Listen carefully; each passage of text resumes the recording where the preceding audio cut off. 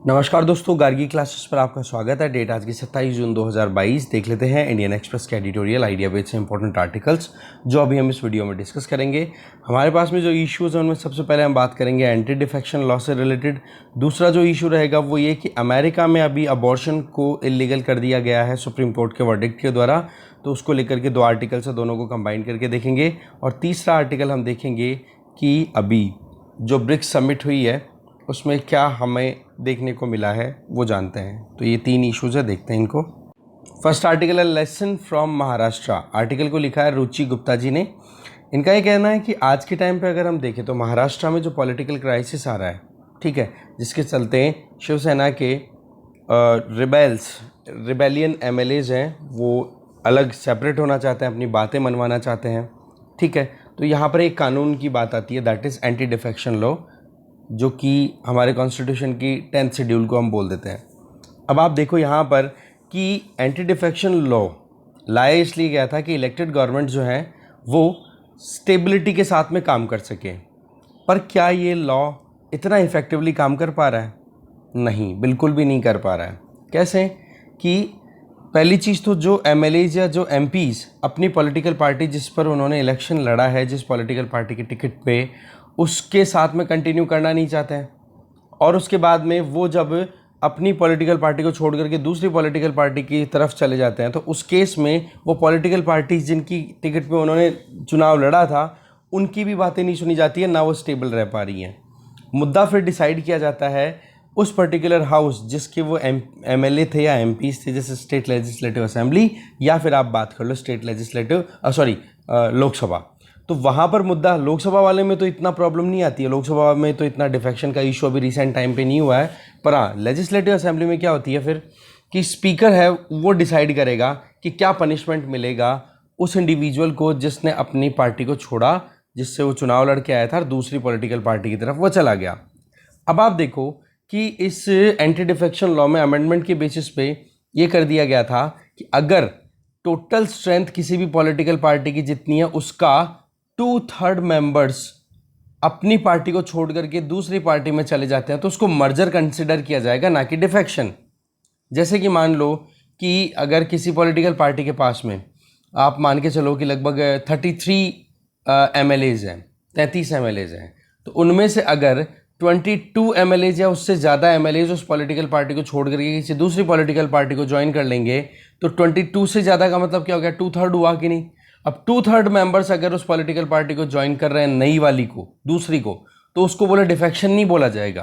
तो ऐसे में 2/3 मेंबर्स को अरेंज करना बोला बड़ा आसान हो रहा है आजकल।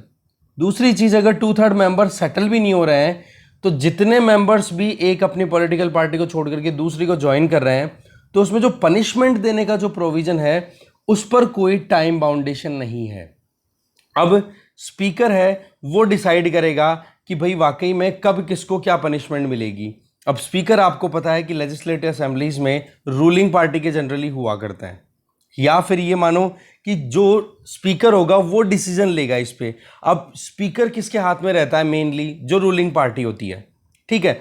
अब यहां पर प्रॉब्लम क्या आती है कि उनको जो डिफेक्टर्स हैं उनको पनिश करने की बात आए तो पनिशमेंट स्पीकर कब लेंगे एक्शन ये कुछ पता नहीं रहता, इतने में नए इलेक्शंस आ जाते हैं।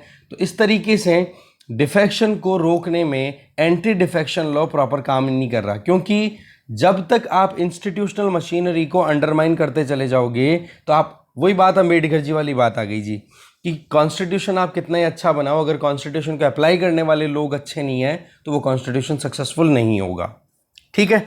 तो ये एक इंस्टीट्यूशन का पार्ट बन गया है, पॉलिटिक्स का पार्ट बन गया है कि कैसे भी करके इंस्टीट्यूशंस की बात ना मानी जाए, ठीक है। अब आपने लॉ बना दिया, उसके बावजूद भी ऐसी प्रॉब्लम आ रही है।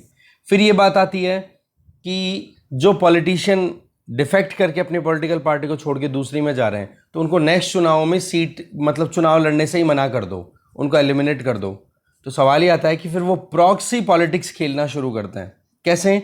खुद डिस्क्वालीफाई हो गए ना, कोई बात नहीं है, बेटे बहू पत्नी किसी को चुनाव में खड़ा कर देंगे और फिर उसके बाद में चुनाव लड़ा देंगे और लड़ा करके फिर आराम से काम चलाएंगे, पावर अपने हाथ में रखेंगे। काम होगा इनडायरेक्टली, पर करेंगे वो ही जो उनको लग रहा है, क्योंकि बंदा कौन बैठेगा चुनाव लड़के? उनका खुद का घर का मेंबर। तो एंटी डिफेक्शन लॉ में कई अमेंडमेंट्स प्रपोज किए जाते हैं, पर प्रॉब्लम ये आती है कि एक तो एंटी डिफेक्शन लॉ जब लाया गया था और एक एंटी डिफेक्शन लॉ में जो अमेंडमेंट्स इंट्रोड्यूस किए जाते हैं, बोलो दोनों में सबसे बड़ी प्रॉब्लम यह है कि वहाँ पर पावर के पॉइंट ऑफ व्यू से देखा जाता है कि भाई किसके हाथ में सत्ता जा रही है। अब पावर के पॉइंट ऑफ व्यू से देखोगे तो वहाँ पर आप ये नहीं देखोगे कि जिसने गड़बड़ की है उसको क्या पनिशमेंट मिलनी चाहिए, तो बोला पावर की बजाय प्यूनिटिव मेजर्स की तरफ जाने की ज़रूरत है। क्योंकि एक मेंबर जो इलेक्ट होकर के अपनी पॉलिटिकल पार्टी के टिकट से आता है, फिर उसको लगता है कि मेरी पॉलिटिकल पार्टी सरकार नहीं बना रही है, तो वो स्विच कर जाता है, तो पावर के चक्कर में उधर शिफ्ट कर गया। अब उस पावर डिनायल को लेकर के ये आपने एंटी डिफेक्शन लॉ इंट्रोड्यूस किया था, पर यहाँ पर होना क्या चाहिए कि एक बंदा जो है वो अपनी पॉलिटिकल पार्टी को छोड़ करके जा रहा है, तो उसके लिए प्यूनिटिव मेजर्स वहाँ पर होने चाहिए, पर वो भी प्रॉपर इंप्लीमेंटेशन में नहीं आ रहे हैं। तो ओवरऑल राइटर जो है वो सीधा एक ही चीज़ बोल रही है कि डिफेक्शन को अगर हमें रोकना है ना, तो यहाँ पर लॉ बनाने से कुछ नहीं होगा, लॉ के इम्प्लीमेंटेशन पर भी ध्यान देना होता है। और लॉ के इम्प्लीमेंटेशन से पहले ज़रूरी है कि पॉलिटिकल पार्टीज़ के अंतर्गत, मतलब इंट्रा पॉलिटिक्स, पॉलिटिकल पार्टी के अंदर में जो इंट्रा पॉलिटिक्स होती है उसको क्लैरिफाई करने की ज़रूरत है। जैसे कि पॉलिटिकल पार्टीज़ हैं वो खुद अपने ऑर्गेनाइजेशन को एक आइडियोलॉजिकल फ्रेमवर्क में तैयार करने की ज़रूरत है। इससे क्या होता है कि जब एक आइडियोलॉजी पे मेंबर्स ज्वाइन करेंगे एक पॉलिटिकल पार्टी को, तो अगर पॉलिटिकल पार्टी सरकार में भी नहीं है, सत्ता में भी नहीं है ना, तो मेंबर्स उस आइडियोलॉजी को अपहेल्ड करने के चलते कभी भी अपनी पॉलिटिकल पार्टी के साथ में दगा नहीं करेंगे। दूसरी चीज़ क्या है कि हमारे यहाँ पर पॉपुलेशन के हिसाब से रिप्रेजेंटेशन बहुत कम है। लगभग 1.4 मिलियन टोटल पॉपुलेशन के लगभग हमारी हो चुकी है, तो उसमें केवल 4000 एमएलएज रिप्रेजेंट कर रहे हैं। तो आप देखो इनएडिक्वेट रिप्रेजेंटेशन हुआ कि नहीं। करोड़ों लोगों की एस्पिरेशंस को पूरा करने के लिए सिर्फ 4000 लोग काम कर रहे हैं। तो ऐसे में हमें ज़रूरत क्या है कि एक तो पॉलिटिकल पार्टीज़ अपनी इंटरनल डेमोक्रेसी को प्रमोट करे, दूसरा पॉलिटिकल पार्टी अपनी आइडियोलॉजी को फिक्स करे कि हाँ हमारा ये एजेंडा है, इन एजेंडाज को हम फिक्स करेंगे। ऐसा नहीं कि चुनाव से पहले तो कुछ और बोल दिया और चुनाव के बाद में कुछ और ही काम आप कर रहे हो। तो इस चक्कर से क्या हो जाता है कि जो मेंबर्स पॉलिटिकल पार्टी को उस पॉलिटिकल पार्टी के आइडियाज़ से एसोसिएट होकर के ज्वाइन करते हैं, वो फिर बाद में अपने आप को एलिनिएटेड फील करते हैं कि भाई हमारे साथ तो चीटिंग हो गई, कि हमने क्या सोचकर तो इस पॉलिटिकल पार्टी XYZ को ज्वाइन किया था और यहाँ पर तो मुद्दा कुछ और ही आ रहा है। तो ऐसे में फिर वो रिबेल करनी शुरू कर देंगे। एग्जैक्टली अभी महाराष्ट्र में यही सीन देखने को मिल रहा है कि जो पॉलिटिकल आइडियोलॉजी है वो तो है, पर साथ में अभी आप देखो कि कांग्रेस और एनसीपी के साथ में मिलकर के सरकार बनाई शिवसेना ने, तो वहाँ पर आइडियोलॉजिकल कॉन्फ्लिक्ट है इन कोalition पार्टीज़ के बीच में। इसके अलावा महाराष्ट्र में चीफ मिनिस्टर बोला उद्धव ठाकरे हैं, तो उनसे बात ही नहीं कर पा रहे हैं एमएलए सीधे कि भाई चीफ मिनिस्टर साहब हमारे एरिया में ये डेवलपमेंटल एक्टिविटी करनी है। तो बोला जब चीफ मिनिस्टर इतने ज़्यादा वीआईपी कल्चर में चले जाते हैं या फिर वो अपने साथ के जो एमएलएज हैं उनके साथ में कॉन्टैक्ट ही नहीं इस्टेब्लिश कर पा रहे हैं, तो बोला उस तरीके से फिर प्रॉब्लम का सामना करना पड़ता है। ओवरऑल ऑर्गेनाइजेशन को स्ट्रेंथन करने की ज़रूरत है। ठीक है, इसके आगे राइटर ये बताना चाह रही हैं कि एक तो ये होता है कि इंडिविजुअल्स जो हैं वो कहीं ना कहीं इन चीज़ों को लेकर के वल्नरेबल होते हैं कि हाँ जी मुझे कहाँ पर पावर मिलेगी, मुझे मेरी पॉलिटिकल पार्टी छोड़नी है। तब तो देखो डाउट में कौन आ गया, वो इंडिविजुअल खुद आ गया, वो एमएलए खुद आ गया। पर दूसरी तरफ एक ऑर्गेनाइजेशन में से लगभग 30-40 एमएलएज निकल करके और दूसरी पार्टी को ज्वाइन करने की बात कर रहे हैं, इसका मतलब उस ऑर्गेनाइजेशन में प्रॉब्लम है। ऐसे में उस ऑर्गेनाइजेशन, यहां पर ऑर्गेनाइजेशन का मतलब पॉलिटिकल पार्टीज की बात कर रहे हैं, बोला वहां पर टॉप लेवल लीडरशिप है, उसको अपने करेक्टिव मेजर्स लेने की जरूरत है, तब जाकर के सब कुछ करेक्ट हो पाएगा। तो राइटर 2 मेजर्स की बात कर रही है यहां पर। एक तो ये कि पॉलिटिकल पार्टीज को अपनी आइडियोलॉजी क्लैरिटी लाने की जरूरत है, क्योंकि कल को ना अगर सत्ता में कोई पॉलिटिकल पार्टी नहीं भी आए तो उसके जो एमएलएज हैं वो उसको छोड़ करके ना जाए। क्यों? क्योंकि वो बंधे हुए किससे हैं? आइडियोलॉजी से, ना कि पावर से।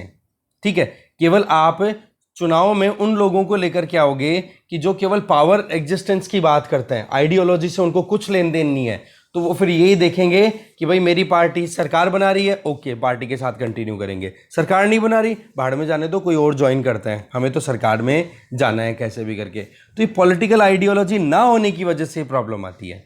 इसके अलावा इंडिविजुअल जो है वो पॉलिटिकल पार्टी के लिए कमिटमेंट कब दिखाएंगे, जब उस पॉलिटिकल पार्टी में इंटरनल डेमोक्रेसी प्रमोट होगी। इसका मतलब क्या हो गया कि जो लोग एलिजिबल कैंडिडेट्स हैं, जो लोग एलिजिबल इंडिविजुअल्स हैं पॉलिटिकल पार्टीज में, उनको टॉप लेवल लीडरशिप तक भी प्रमोट करो, तब जाकर के लोगों को कॉन्फिडेंस आएगा कि हाँ ये पॉलिटिकल पार्टी शानदार है। इसके आगे राइटर ये बोलना चाह रही हैं कि पॉलिटिकल पार्टीज जो हैं वो इंट्रा पार्टी फोरम में ही फेल हो रही है, क्योंकि वही नेपोटिज्म आ गया, कुछ परिवार चला रहे हैं, जो परिवार चला रहे हैं उन परिवारवाद पे सिस्टम पे क्वेश्चन मार्क लग रहा है कि भाई एक बंदे ने अपनी मेहनत से अपनी पार्टी स्टार्ट की और वो खड़ा कर दिया उसने अंपायर, पर सवाल ये है कि उस बंदे के फॉलोअर्स भी क्या उसी के जितने कैपेबल एनफ हैं, बजाय इसके जो कैपेबल एनफ इंडिविजुअल उस पॉलिटिकल पार्टी को ज्वाइन करे तो वहाँ पर उसको मौका मिलना चाहिए। और इस तरीके के तो स्टेटमेंट्स जो हैं कांग्रेस में G23 का भी इशू आता रहता है कई बार कि 23 ऐसे रिबेलियंस हैं या जो सवाल उठा रहे हैं कि भाई गांधी परिवार की डोमिनेंस इतनी क्यों चल रही है।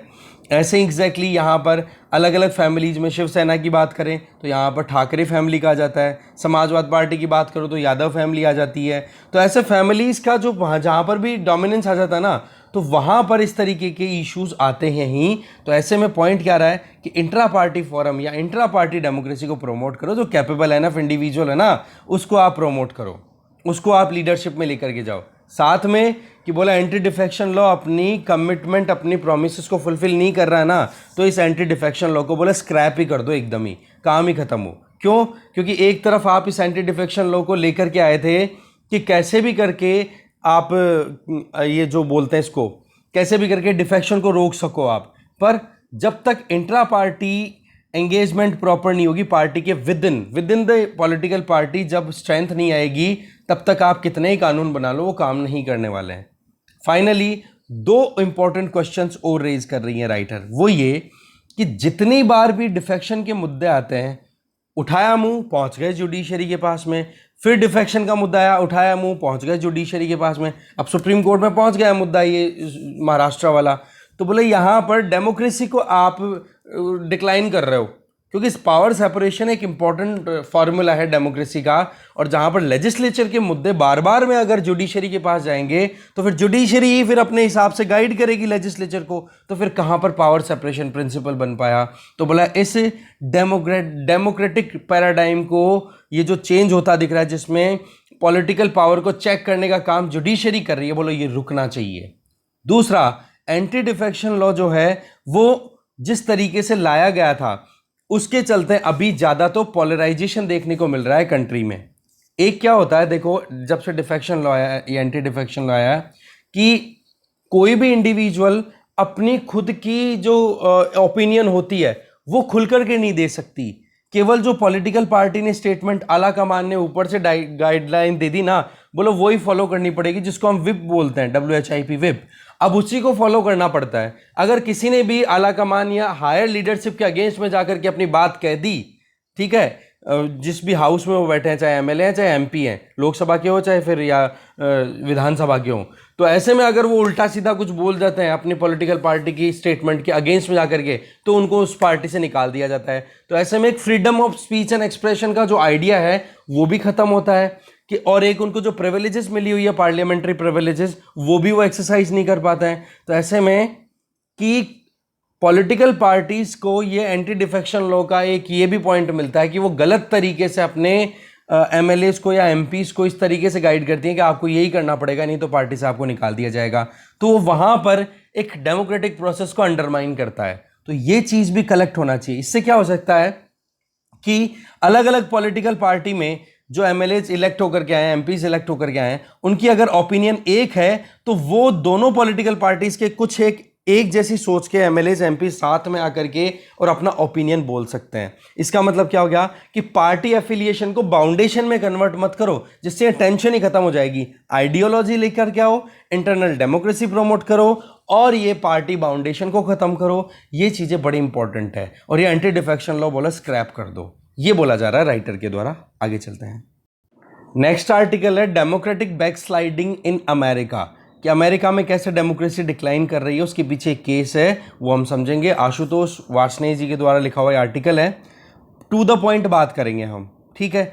अभी क्या है, USA के सुप्रीम कोर्ट ने एक डिसीजन दिया है 24 जून को, कि 1973 में सुप्रीम कोर्ट का एक वर्डिक्ट आया हुआ था रॉय वर्सेस वेड में, ये केस का नाम है, और इसमें ये कहा था कि अबॉर्शन जो है वो एक वुमन का खुद का एक पर्सनल राइट है, और राइट टू अबॉर्शन वो कॉन्स्टिट्यूशन के अंडर में प्रोटेक्टेड है।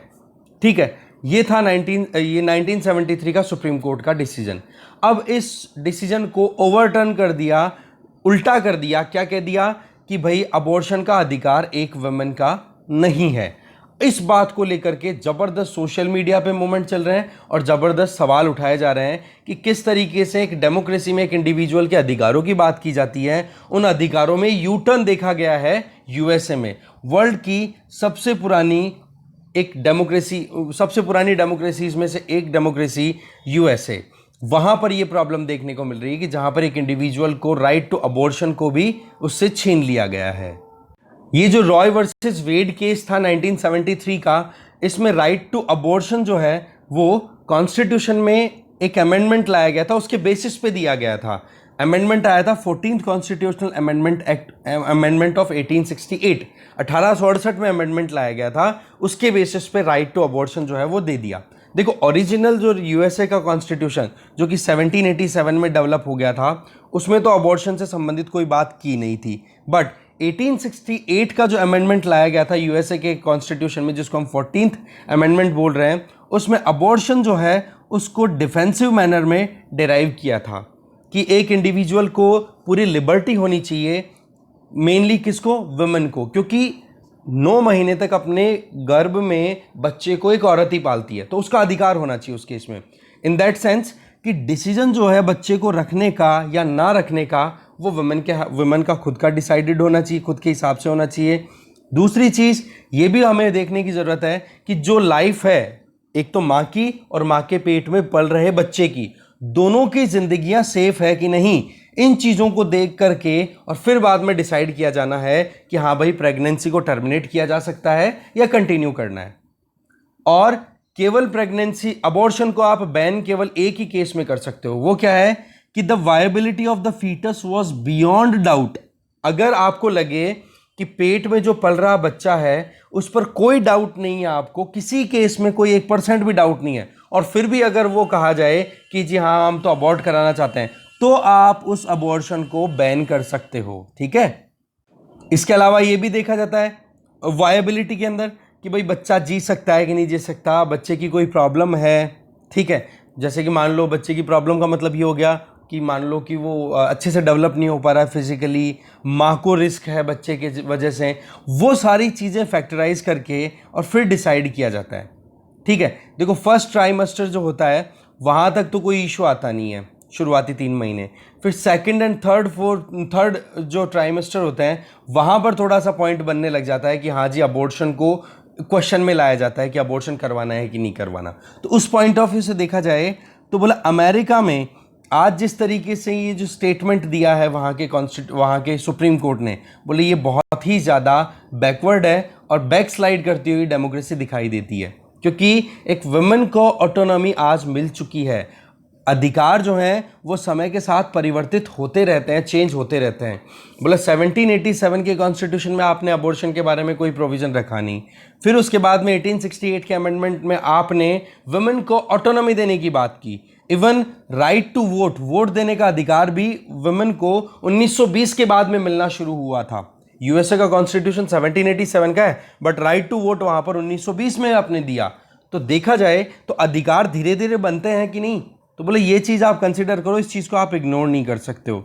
दूसरा कि अबॉर्शन जो है वो एक वुमेन की खुद की ऑटोनॉमी के पॉइंट ऑफ व्यू से डिसाइड हो तो ही ठीक रहता है, क्योंकि एक लेडी अगर देखें तो वो किसी भी अनवांटेड बर्थ को तो बिल्कुल भी नहीं चाहेगी। जैसे मान लो किसी लेडी के साथ रेप हुआ, अब रेप के बाद में अगर बच्चा कंसीव हो गया तो उस केस में प्रॉब्लम आती है, बट वही चीज़ें यहाँ पर आर्ग्यूमेंट ये आता है कि रेप के बाद में अगर बच्चा कंसीव हुआ तो शुरुआती टाइम पर आप कर सकते हो। ठीक है, तो अब वही चीज़ है कि अबॉर्शन को बैन ही आपने कर दिया, तो फिर उस केस में फिर वही चीज़ है कि अनवांटेड बर्थ को कौन कंटिन्यू करना चाहेगा। थर्ड पॉइंट ये आता है कि एक बच्चा जो अभी जन्म नहीं ले पा रहा है तो उसके ऊपर उसका एक मॉरल ऑब्लिगेशन आप कह के साइड में नहीं हो सकते, क्योंकि एक लेडी जो है वो सोशो इकोनॉमिक लाइफ में भी अपना एक इंपॉर्टेंट रोल प्ले करती है। जैसे कि यहाँ पर एक केस है, केजी 1992 का केस है, जिसमें सुप्रीम कोर्ट ने ये कहा कि एक लेडी अपने पेट में एक बच्चे को लेकर के अगर चले और वो ये सोचे कि हाँ जी अब मुझे मतलब कंसीव होने के बाद में अगर उसको लगे कि यार मैं अगर इस बच्चे के साथ कंटिन्यू करूंगी तो न तो मैं इसकी परवरिश अच्छी कर पाऊंगी और ना मेरा अच्छे से खुद का डेवलपमेंट हो पाएगा, तो उस केस में वो अनड्यू बर्डन ना लेकर के चले, तो आइडिया ऑफ अबॉर्शन को सुप्रीम कोर्ट ने 1992 में केजी केस में भी सपोर्ट किया था।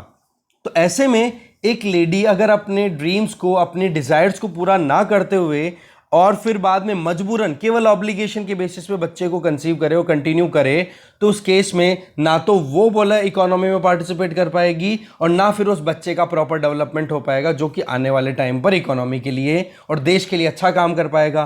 तो ऐसी परिस्थितियों में 3 ऐसे पॉइंट बताए जा रहे हैं कि भाई बात ऐसी है कि एक लेडी के पेट में ही बच्चा पलता है 9 महीने तक, आदमी के पेट में नहीं होता है।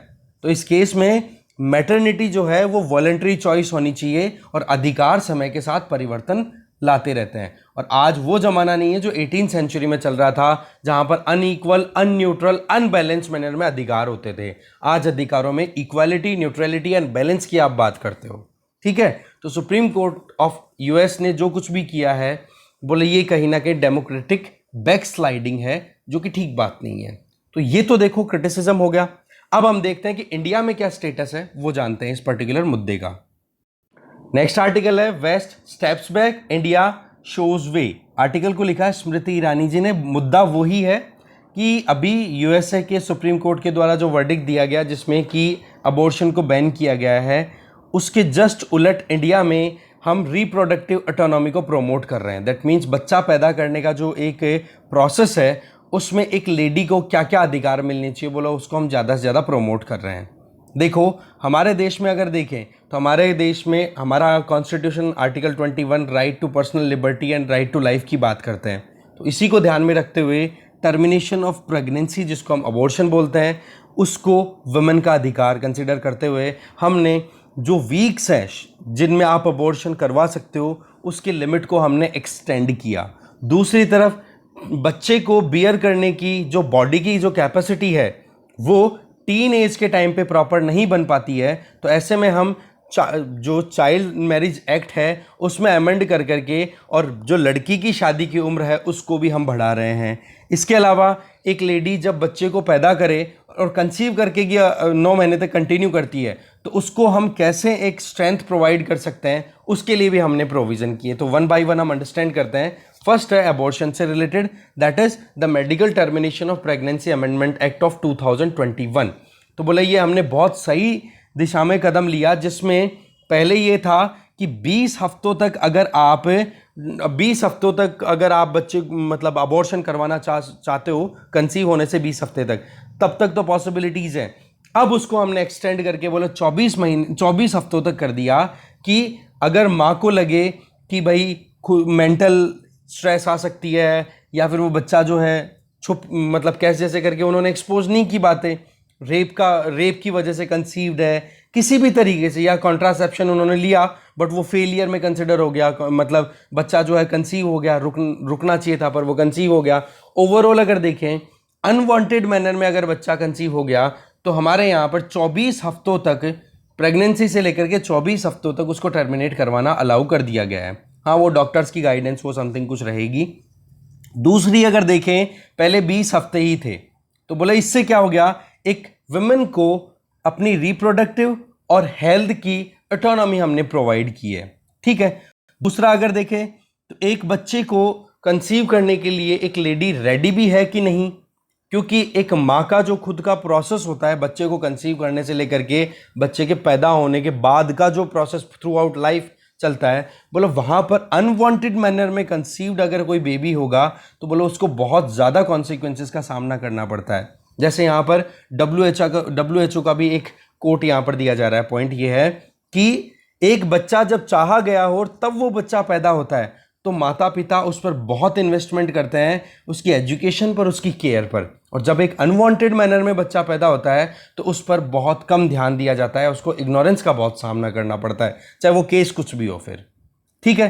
पहला पॉइंट क्लियर है। दूसरा पॉइंट ये कि अभी एक चाइल्ड मैरिज अमेंडमेंट बिल ये बिल पार्लियामेंट में है, पार्लियामेंट्री कमिटीज़ के बीच में डिस्कशन चल रहा है। इसमें क्या किया जा रहा है कि वुमेन की जो मैरिज की एज है उसको 18 साल से बढ़ा करके 21 साल की जा रही है। तो ये चीज़ भी WHO की बहुत सारी रिसर्च के बेसिस पे और एक फैक्ट बेस्ड है कि अगर कोई लेडी 10 से 19 साल की उम्र में अगर प्रेग्नेंट होती है तो उसको बहुत ज़्यादा कॉम्प्लिकेशंस का सामना करना पड़ता है। इसके बजाय अगर 20 से 24 साल की उम्र में अगर कोई लेडी अगर बच्चा कंसीव करती है तो बोला बच्चा भी हेल्दी रहता है और लेडी को भी बहुत कुछ समझ में आ चुका होता है कि कैसे बच्चे की केयर की जा सकती है। तो ऐसी परिस्थितियों में ना तो बच्चे की हम बोले जैसे इन्फेंट मोर्टेलिटी रेट या चाइल्ड मोर्टेलिटी रेट वो के उसका भी हमारा रिडक्शन हो जाएगा। मतलब ये कि 1000 जो हेल्दी बच्चे पैदा हो रहे हैं उनकी 1 साल से कम उम्र में ही डेथ होने की रेट है वो कम हो जाएगी। That is known as infant mortality rate. और 1 लाख औरतें जिन्होंने बहुत हेल्दी बच्चों को जन्म दिया, हेल्दी का मतलब जिंदा बच्चों को जन्म दिया, फिर उसके बाद में उन माताओं की डेथ हो जाना 1 लाख में से, उन 1 लाख माताओं में से, वो मैटरनल मोर्टेलिटी रेट है। बोले इन चीज़ों को कंट्रोल करने के लिए ये अपने आप में चाइल्ड जो मैरिज एज है इसको थोड़ा सा बढ़ाना ज़रूरी हो जाता है। बोला उस तरफ भी हमने कदम उठाया। अगर हम देखें तो डिसीजन मेकिंग जब की जाती है फैमिली प्लानिंग में कि हमें कितने बच्चे पैदा करने हैं, राइट, तो उस केस में आप देखो कि unmet needs, already existing family है, पति पत्नी है, जो ज़रूरतें हैं वो पूरी नहीं कर पा रहे हैं खुद की, तो उस केस में एक तो होती है नीड, एक होती है डिज़ायर। दोनों में देखो रात दिन का डिफरेंस है। भूख किसी की ख़त्म नहीं होती है, पर जो बेसिक नीड्स हैं वो तो कम से कम आप अपनी फुलफिल करो प्रॉपर, ठीक है। तो अनमेट नीड्स जो हैं वो पहले चाइल्ड बियरिंग या फिर 2 बच्चों के बीच में गैप जो होता है उसमें 12.9% के लगभग कंट्रीब्यूट करती थी डिसीजन मेकिंग में, जो कि घटकर के 9.4% हो गई। इसका मतलब national family health survey 4th round जो था उसमें 2014-15 में ये राउंड जो कंडक्ट हुआ उसके हिसाब से अगर देखें तो 2 बच्चों के बीच में गैप या पहला बच्चा पैदा करना, उसमें अनमेट नीड्स जो ज़रूरतें हैं उनको पूरा ना करने वाली जो बात है उसको कितना तवज्जो मिला, वो पहले 12% जो था वो हो गया, उससे रिड्यूस हो गया। तो ऐसी परिस्थितियों में हमें ज़रूरी है कि कैसे भी करके जो औरत की बच्चा कंसीव करने की एज है उसको हमें थोड़ा सा बढ़ाने की ज़रूरत है। आज अगर देखें ना नेशनल फैमिली हेल्थ सर्वे 5 के हिसाब से, तो वो औरतें जिनकी उम्र 15 से 19 साल है उनमें से 60% औरतें या तो प्रेग्नेंट है या वो पहले से ही माँ बन चुकी हैं। तो ऐसे में बच्चे भी बहुत ज़्यादा माल नरिश्ड होते हैं और जो औरतें हैं वो भी बहुत ज़्यादा फिजिकली चैलेंज्ड हो जाती हैं टाइम के साथ साथ। तो यहाँ पर पॉइंट आ जाता है कि जो मेडिकल टर्मिनेशन एक्ट है वो और दूसरा ये protection of child marriage bill है, ये दोनों जब साथ में काम करेंगे तो इसका बेनिफिट ये होगा कि ना तो जल्दी शादी होगी, ना जल्दी बच्चा कंसीव होगा, ना फिर बाद में बच्चा पैदा होने के बाद में कमज़ोर होगा, ना उसकी माँ की प्रॉब्लम्स बनेगी। तो बोले ये एक विशियस साइकिल जो चलता है ना, जल्दी शादी, जल्दी बच्चा, जल्दी बीमारियाँ, तो उससे बचना पॉसिबल हो पाएगा। फिर इसके अलावा गवर्नमेंट के द्वारा अलग अलग सेगमेंट्स में और भी काम किया जा रहा है। जैसे कि आपको पता है कॉमर्शियल सरोगेशन बहुत ज़्यादा होने लग गया था कि विदेशी कपल इंडिया में आए। मीमी पिक्चर आपने देख ली होगी कीर्ति सेनन की, जिसमें क्या होता है कि बाहर से कपल आता है और फिर ये बात होती है कि जी पैसे दे देंगे हम और हमें तो केवल किराए की कोख चाहिए है, ठीक है, बाकी बच्चे को पैदा होने के बाद पाल लेंगे हम। तो इस तरीके से क्या होता है कि हमारे यहाँ पर कोख बिकने लग गई थी। तो बोलो उस चीज़ का भी बहुत मिसयूज़ किया जा रहा था, ज़्यादातर तो उन लोगों के द्वारा जो पैसे वाले थे और विदेशी लोग थे। तो हमने क्या किया कि surrogacy regulation act of 2021 implement किया, जिसमें हमने क्या कर दिया कि सरोगेसी अब कॉमर्शियल नहीं रहेगी, अब एथिकल और ऑल्ट्रिस्टिक सरोगेसी होगी। इसका मतलब कि अगर मानो कि कोई कपल है कि वाकई में उनका मेडिकल टेस्ट हुआ, पता पड़ा कि वो बच्चा नहीं कर सकते हैं, तो उस केस में उनकी सहायता कर दी जाए और सहायता भी रिलेटिव्स ही करेंगे, ठीक है। तो ऐसे में बोला है एक लेडी की जो ऑटोनॉमी है उसको डिसाइड करने में हमने बहुत बेनिफिट दिए। इसके अलावा देखा जाए तो आयुष्मान भारत जन आरोग्य योजना, ठीक है, PM जय योजना है, उसमें 5 लाख फैमिलीज़ को इंश्योरेंस दिया जाता है। बोलो इसका बेनिफिट मिलता है, जिसमें गायनाकोलॉजी दैट मीन्स जो स्त्री रोग संबंधित जो इश्यूज आते हैं उनको भी हमने कवर किया है इंश्योरेंस में।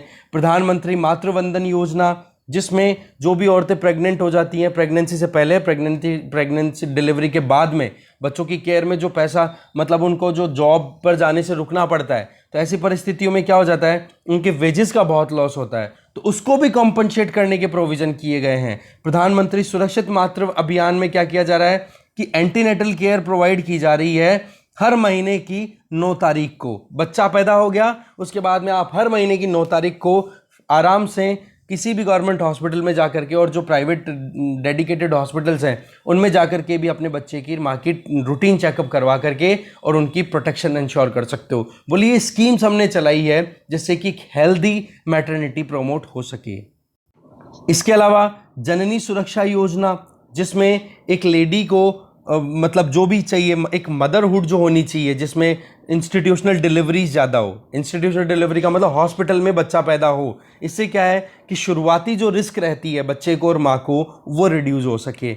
लेबर रूम में उनको अच्छी फैसिलिटी मिले, ज़्यादा प्रॉब्लम का सामना ना करना पड़े, इसके लिए लक्ष्य स्कीम चला रखी है।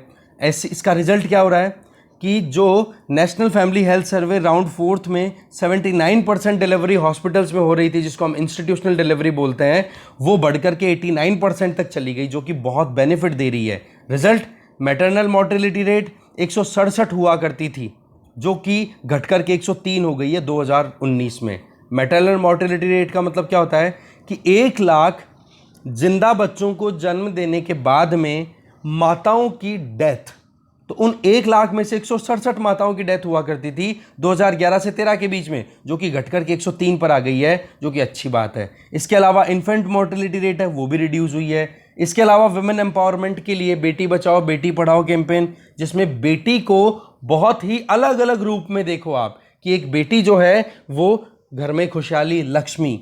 फिर उसके बाद में पढ़ाओ, बेटियों के लिए अलग अलग स्कीम्स ऑलरेडी आपने लॉन्च कर रखी है, जिससे कि बेटी को बोझ ना समझा जाए। फिर उसके बाद में बेटियों की एजुकेशन, और उसके बाद में फिर वो कभी साइंटिस्ट, तो कभी एंटरप्रेन्योर, तो कभी कंप्यूटर सॉफ्टवेयर इंजीनियर, कभी डॉक्टर, कुछ भी। तो ऐसे में बेटी बचाओ बेटी पढ़ाओ कैंपेन का रिजल्ट ये है कि आज 1000 मेल्स पे 1020 फीमेल्स हो गई हैं। वुमेन एम्पावरमेंट के लिए, वुमेन डिग्निफाइड लाइफ देने के लिए वुमेन को उज्ज्वला स्कीम और जल जीवन मिशन, जिसमें दूर से जाकर के लकड़ी इकट्ठी ना करने की बजाय घर के दरवाजे पर आपको एलपीजी सिलेंडर और पानी की सप्लाई, बोला प्रॉब्लम कम हो गई। मुद्रा योजना के बेसिस पे जो भी वुमेन एम्बिशियस है, एस्पायरिंग वुमेन है, उनको अपना खुद का बिजनेस स्टार्ट करने का काम, और प्रधानमंत्री एम्प्लॉयमेंट जनरेशन प्रोग्राम जो चल रहे हैं अलग अलग, उनमें भी बेनिफिट देना। सो ओवरऑल ये बताया जा रहा है कि वेस्ट में जहां पर अबॉर्शन राइट्स जो है वो कर्टेल किए जा रहे हैं, वहीं पर हम यहां पर हमारी जो आधी पॉपुलेशन है उसको स्ट्रेंथन करने के लिए हम ज़्यादा से ज़्यादा ऑटोनॉमी दे रहे हैं और उनके लिए प्रोविज़न कर रहे हैं। तो ये एक कंपैरिजन यहाँ पर हम देख सकते हैं, और इसमें हमने स्कीम्स भी देख ली कि कैसे हम हमारी जो मैटरनल केयर जो है उसको हम कैसे इम्प्रूव कर सकते हैं, वो हमने सारी डिस्कशन देख ली है। अब देखो ब्रिक्स वाला है वो आप खुद देख लेना, और एक जीएसटी से रिलेटेड भी हाईलाइट कर दिया है, वो कंटेंट आपको मैं शेयर करूंगा कल न्यूज़पेपर, तो कल देख लेना, वो आप अच्छे से कवर हो जाएगा, कोई प्रॉब्लम नहीं है। ठीक है, थैंक यू।